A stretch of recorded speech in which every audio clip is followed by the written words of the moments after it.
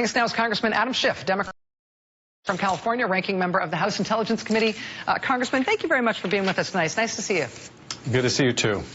Broadly, what is your reaction to Mike Flynn being named National Security Advisor? Well, shocked and gravely concerned about it, both for the reasons of his policies are well out of the mainstream when it comes to Russia. His comments about Turkey show a complete lack of appreciation of what's happening there. And more broadly, his views on Islam, his failure to distinguish between the perversion of that faith by groups like Al-Qaeda and ISIS and the faith itself is deeply troubling. It plays into the Al-Qaeda narrative that there's a clash of civilizations between the West and Islam, that Islam is incompatible with a productive or healthy or positive relationship with the West. These are deeply damaging ideas that the president-elect has already expressed, and to have a echo chamber of the National Security Advisor on that is alarming. But the temperament is a separate issue. And I think what people at DIA found and what he exhibited on the campaign trail is this is someone who is often erratic, who shoots from the hip, who is a volatile personality. And in the role of NSA advisor, you want somebody who can bring together the national security experts, the Secretary of Defense and State, the National Security Council, and reach consensus on very tough issues and often with the pressure of time.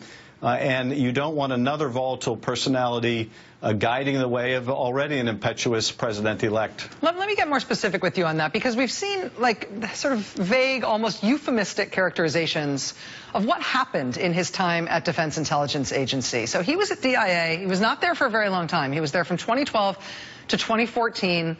He was asked to leave.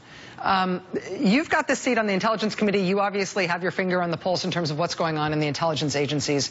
What can you tell us about why exactly he was asked to leave? What his colleagues at that agency thought about his tenure there? Well, it has nothing to do with his wanting to call Islamic radicalism by its name. Rather, it had to do with his management style, which was one of essentially a bull in a china shop, the inability to work well with others, enormous management problems within DIA that were largely of his creation, essentially a mess. And that's what forced him out more than anything else. And those kind of, lack of qualities, frankly, are going to be a real problem as National Security Advisor. He is, the equivalent of Steve Bannon in the national security arena. So you have one person who flirts with the alt-right and all the extremism in Steve Bannon, who's in charge of domestic policy advice. And now you have Mike Flynn, who is very much the same kind of a character who will be in charge of national security policy.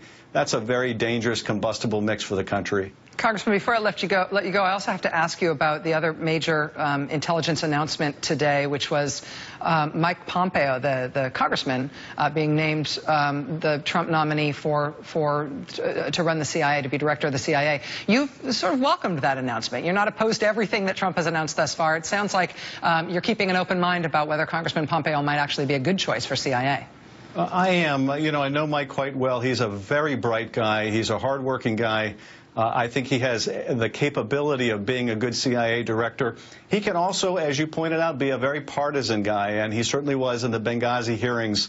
He will need to set that aside. To be an effective CIA chief, he is going to have to be strictly apolitical, nonpartisan. I think he can do that. And, what I have to recognize, what Americans have to recognize is elections have consequences. Trump won. Mike is a conservative. He's not a moderate, but that is the president's prerogative to pick. I think that he can set the partisanship aside. I'm counting on him to do that and run that agency well. Congressman Adam Schiff, ranking member of the House Intelligence Committee, always a clear and sober voice on scary issues. Thanks for your time tonight.